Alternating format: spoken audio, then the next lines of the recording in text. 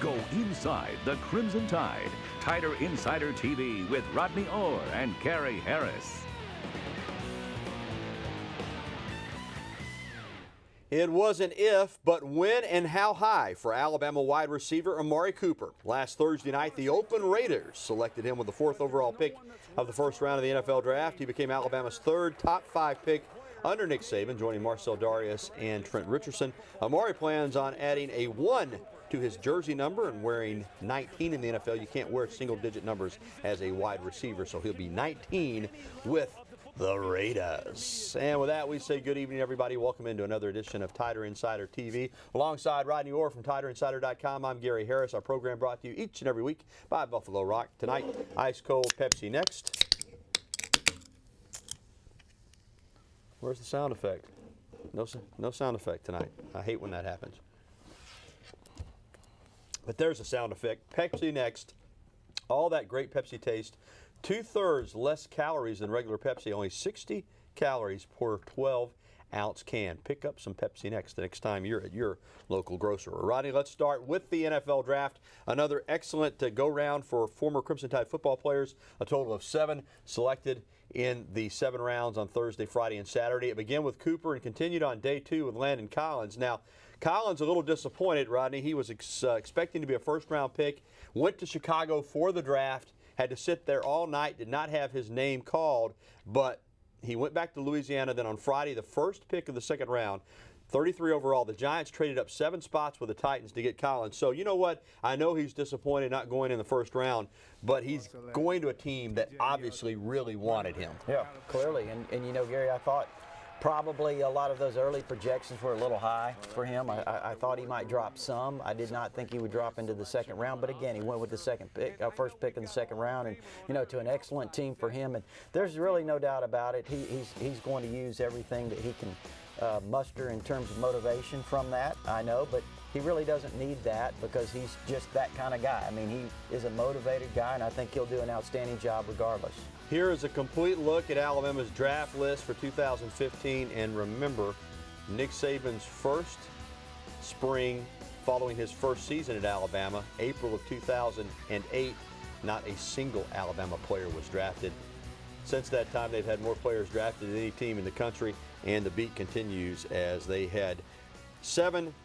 That was 4th in the country behind Florida State with 11, Louisville with 10, and Florida with 8. Now let's talk a little bit more about another one of those players. While Landon Collins was disappointed, T.J. Yeldon had to be a little bit pleasantly surprised. His stock, according to the draft pundits, had fallen to the point where he might have been the 5th, 6th, 7th running back taken. Instead, the Jacksonville Jaguars had 3 backs listed as elite.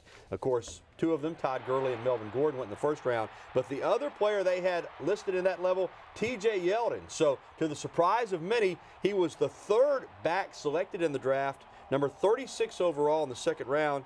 And he's happy to be in Jacksonville, and he was asked by a reporter if he has spoken to any of the other former Bama backs now in the National Football League.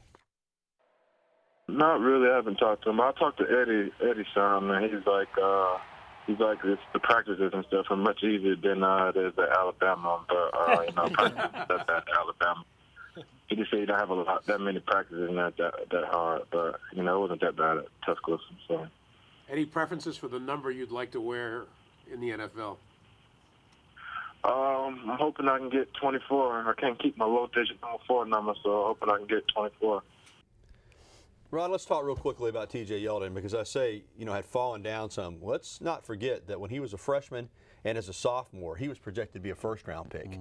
Then his junior season, the only year he did not get to 1,000 yards, he battled through injuries all season long, played tough.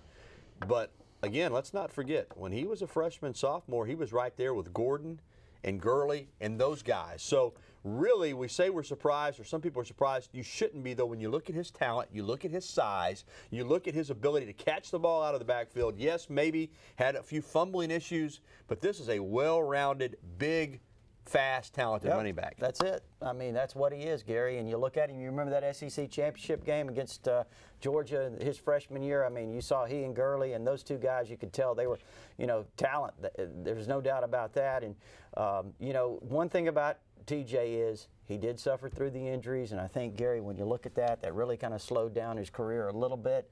But, I mean, when you look at that freshman year, he was pretty dynamic. He certainly was. Well, not hearing your name called during the draft doesn't necessarily mean that's the end of your football career. For several former Bama players, it was an opportunity to kind of go to the team that they wanted to go to, work out their own deal. A number of them signing free agent contracts following Saturday's final round. One of those who will get a shot to show his stuff is quarterback Blake Sims. The Alabama quarterback will get a tryout with the Green Bay Packers. That's a little bit different than actually being signed as a free agent, but he will get a tryout on Saturday. He also released a thank you note to Nick Saban and the Alabama Nation, saying at the end it was all definitely worth the wait. What a class act. And remember, Blake Sims can do other things. He might could get a spot as a third quarterback and also play special teams, also get lined up in the slot. Remember Tex Cobb, Randall Cobb with the Packers, didn't play quarterback, but a guy that they move all around the field. Don't be shocked if Blake Sims at least makes a practice squad or certainly has an opportunity to play in Canada. All right, here's a look at the undrafted free agents who have signed. Nick Perry, traded Priest with the Ravens, Brandon Ivory with the Texans, Brian Vogler with the Bears, DeAndre White with the 49ers. They'll have a shot there. They need receiver help. Kristen Jones with the Dolphins, and as we mentioned, Blake Sims gets a tryout with the Packers. Still more to come tonight on TITV. Another commitment comes on board for the class of 2016. We will talk about him for you. Plus, we'll discuss the Cyrus Jones situation. Does it signal a troubling trend for Nick Saban's program with guys getting arrested, although he has since been exonerated? And coming up, your phone calls and emails. And well, this year we haven't been able to go very long, it seems, without an Alabama football player being arrested. Cyrus Jones became the fourth player on that list last week. He was booked for 2 third-degree domestic violence charges after a woman claimed he damaged her cell phone and threatened to assault her. Charges, though, were dropped by the Tuscaloosa Police Department, and that was accepted by the district attorney on Friday for this incident. So let's be clear on this. He has, the charges have been dropped. But still, Rodney, the legal docket in Alabama football has had, an opportunity to be a little too familiar with each other this spring. Is this a troubling trend for Alabama? I don't think it's trouble. I mean, certainly, let's don't sugarcoat it. There's been some issues, but I think that when you look at Nick Saban, you look at the track record here. I mean, certainly they've done an outstanding job. Their players have, not been significant disciplinary issues throughout his tenure, and I think sometimes in a program, you have a period of time where you have issues. I mean, I think those things happen. You have streaks where those things happen. In anything you do, negative things crop up.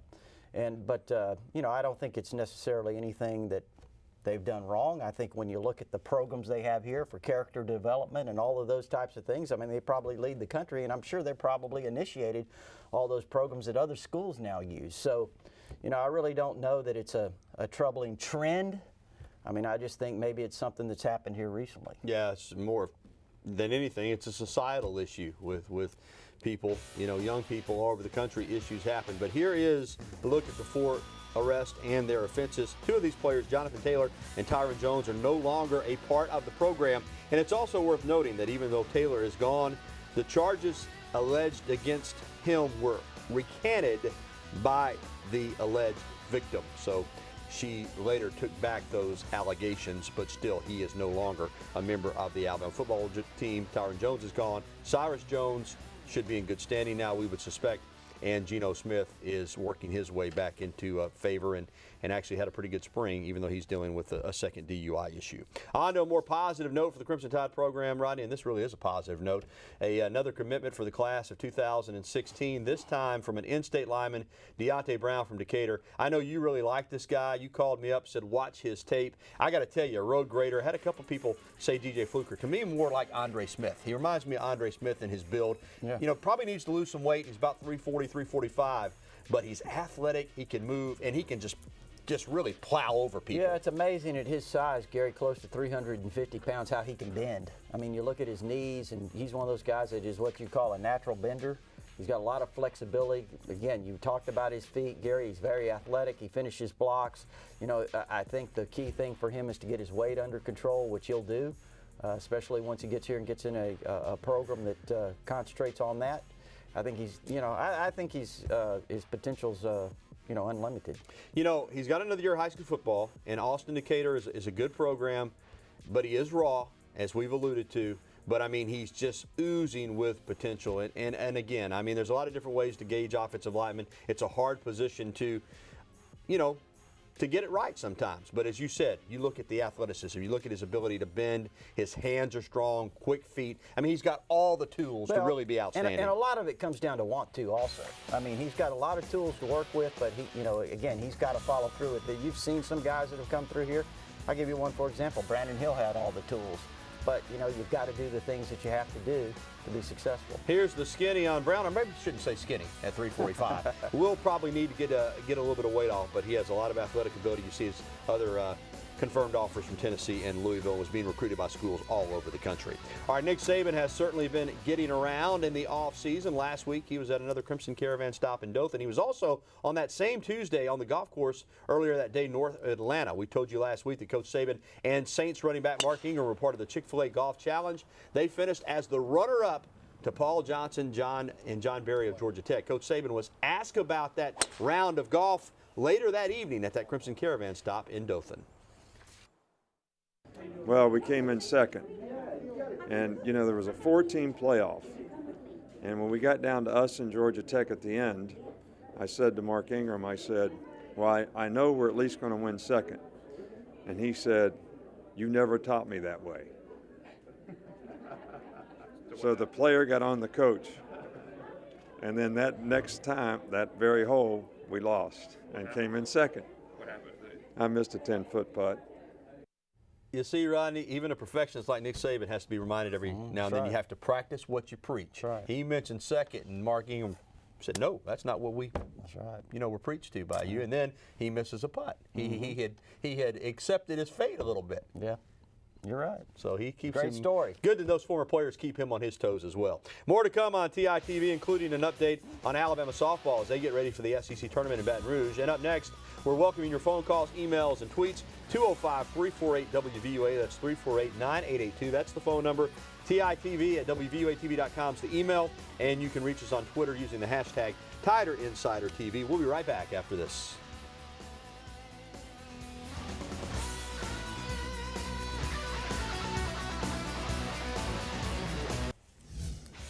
It was a great way to end the regular season for Alabama softball. The Crimson Tide swept a 3-game series at Arkansas over the weekend. Sidney Littlejohn threw a 4-hit complete game shutout to close out the Hogs on Sunday. So Alabama finishes the regular season at 41-11. It's a 16th straight year of 40 or more wins for Pat Murphy. The SEC tournament starts in Baton Rouge tomorrow, but as the third seed, Alabama will have a bye and will play the winner of Georgia Ole Miss on Thursday. Remember those heartbreaking losses? One to Auburn where they blew a big lead and one to Tennessee. If Alabama had wound up winning those 2 games, they would have tied for the SEC regular season championship. As it is, they come up just short, but they have a chance now to win the SEC tournament title. Alexis Osorio was named the SEC Freshman of the Year today. How about that? And the Tide had 4 players selected all SEC. All right, Rodney, time to head to the phone lines. First up tonight here in Tuscaloosa is Fred. Fred, welcome into the program. How are you? How you doing? Very well. Rodney and Gary, how y'all doing? Hey, Doing Fred. well, Fred. Thank you. Roll Tide, baby. My question was, since we're going to have a great defensive line, and it kind of reminds me of the 92 team that we had, are we going to offense, are we going to play stout defense and then turn around and play, what type of offense we going to have? Because we're going to have a starting quarterback, so are we just going to be a run or a pass? I don't balance or whatever we're going to have. Yeah, Fred, good question. I think you're right on there with the quarterback, right? It's probably going to depend. They're going to have a starting quarterback. You say they don't. They will come that first ball game against Wisconsin. And a lot of that is going to have to do with how comfortable they are with what that quarterback can do. They're going to, Kiffin's going to fit the offense around what his quarterback can do, just like he did last year with Blake Sims. And we have no idea who that's going to be at this point. I mean, it could be Jake Coker, who's a 5th-year senior, but really doesn't have a lot of experience. None of the guys really do, obviously. Or it could be, one of the younger guys. I really don't know, but I would say this. I would think, you're talking about an offensive line that's replacing 3 new guys. You're talking about, a wide receiver core that's really all new. So probably, I think they will lean towards running at this point. Now, again, things could develop, things could change, and, you could have a quarterback who they begin to trust and make plays, and I think then they'll try to become more balanced. But Fred, you're right. The defense potentially could be really nasty in that front 7. They got a lot of talent. All right, let's go to Northport and talk to Clyde. Hey, Clyde, how are you? I'm doing fine. Good. Go ahead, sir. My question is, why has there not been any noticeability of the fact that Marissa Runyon knocked 3 home runs in the second game in softball against Arkansas? There hasn't been one word paper-wise on the air or TV or anything, and I'd just like to comment on why no one's even brought that up, because it's not normal for anyone to knock 3 home runs in one game. Thank you. All right, Clyde. Well, Marissa Runyon's having a terrific season. Has been a terrific player, and if she didn't get the kind of recognition you think she deserves, then certainly we apologize for that, because we know what kind of player she is. We had her on the sports at 6 o'clock talking about the SEC tournament. You're right, she's tremendous. She's a tremendous player and a great hitter, and has a lot of power, and only a sophomore, and going to get better and better. But you know, overall, I say this from time to time when people call and talk about softball coverage. I will tell you this: Alabama softball, whether it's our station, the Tuscaloosa News, different media outlets in Birmingham and all over the state, Alabama softball coverage is covered as well as any softball program in the country, bar none. You can go anywhere else in America and you won't find a softball program that's covered better than this one. And that's a fact. That feat, those 3 home runs, I mean, that was the topic of discussion on TiderInsider.com, and again, it was a great feat. I've seen it, and I've seen it talked about, but thanks for pointing it out, because she did have a big ball game and a great series. All right, we've got more to come on Tider Insider TV, including an Alabama baseball update, another tough weekend for the Crimson Tide in SEC play this past weekend, and more phone calls, emails, and tweets. You see the information there on your screen. Interact with Tider Insider TV right now. Go ahead and give us a call, send us an email, or contact us on social media. We'll be right back right after this.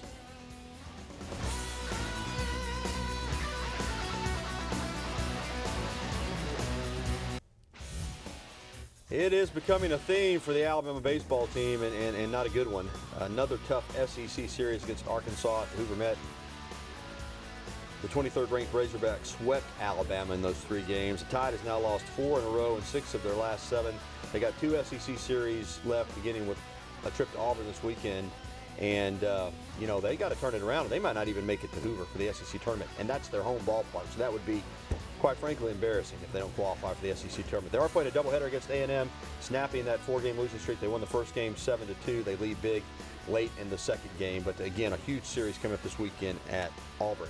All right, the losses dropped the Tide below 500. As we mentioned, they have gotten back to 500 with those wins today, but they got some work to do to make it to Hoover. All right, let's go back to the phone lines. Gray is with us in Birmingham. Hey, Gray, how are you?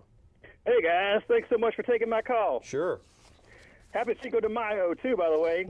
But I just wanted to talk about the letter that Blake Sims wrote, which I just thought was so poignant and great.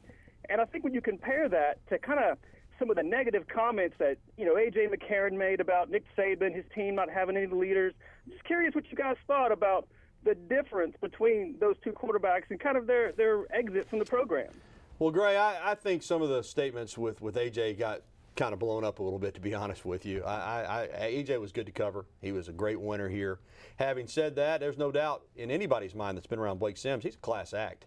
He waited his time. He never complained. He showed patience. And when he got his opportunity, he seized it and took advantage of it and led the Crimson Tide in SEC championship. So, yeah, I think that letter he penned is first class. He's a class act. But I don't want to say anything negative about A.J. McCarron. I enjoyed covering him as well, Rodney. But Blake Sims he's as fine a young man as come through here at the quarterback position. And I think A.J. felt the same way. I really do. And again, I agree with you, knowing some of the inside information on those comments, and they certainly were kind of blown out of context. But I'll say this: I think, you know, when you talk about Blake Sims, I think everything Gary just said is absolutely correct. First class. And I mean, the letter, for those who haven't seen it, if you want to go to the front page, TiderInsider.com, you can click on it there. It's for free, and you can read that letter. And it was, you know, certainly the appreciation that he showed for the opportunities he got here and the education that he got here. Gary, the way he expressed it was first class. All right, thanks for the call, Gray. Let's real quickly stay in Birmingham and talk to Ruth. Ruth, go ahead, ma'am. This is Ruth. First, I would like to just tell y'all a good evening. Good evening. And do what I do on Tuesday night, watching y'all. Okay. And I would like to give congratulations to the football team for all them that was able to sign. Nick Saban Roll Tide. And now I would like to talk about our men's baseball team. It is pathetic. We need to get us another coach. Ruth, thank you. They just not just not living up to the hype. Yes, ma'am. They're. I agree with you. This year, I think the talent level exceeds the record right now. They could still rally and make it to Hoover. Still could get into a regional and turn this season around late. But as far as Mitch Gaspard is concerned, in fairness to him, not an excuse, just a reality, traveling back and forth to Hoover is different. It's difficult. It's not the norm. Next year, they'll have a brand new ballpark. We'll see what happens after the season, but they have had to deal with some obstacles this year that are kind of unusual. All right, thanks for your interaction with us on Tider Insider TV. We appreciate the phone calls and the other ways that you got in touch with us tonight. Coming up, we will be back with more of the show right after this. Former Hill County Wildcat Rowdy Harrell walked on at Alabama, was part of a couple national championships, and then had his eyes on being a strength coach. But Scott Cochran and Nick Saban hooked him up with Hendrick Motorsports. The next thing you know, he's the rear tire carrier for Dale Jr. on the Sprint Cup circuit and Hendrick Motorsports. And in the Xfinity Series, he works for Dale Jr. and Junior Motorsports for Reagan Smith. So way to go, Rowdy Harrell. So Dale Jr. won the race this past Sunday. Rowdy Harrell got to celebrate, so he knows something about winning championships, having played at Alabama. And that's continuing with Hendrick Motorsports and also Junior Motorsports with Dale Earnhardt Jr. There you go. How about that? That's a great story. All right. That is going to do it for Tider Insider TV. A reminder, we'll have a replay tonight at 10:30, or you can get us anytime you want on our website, WVUATV.com.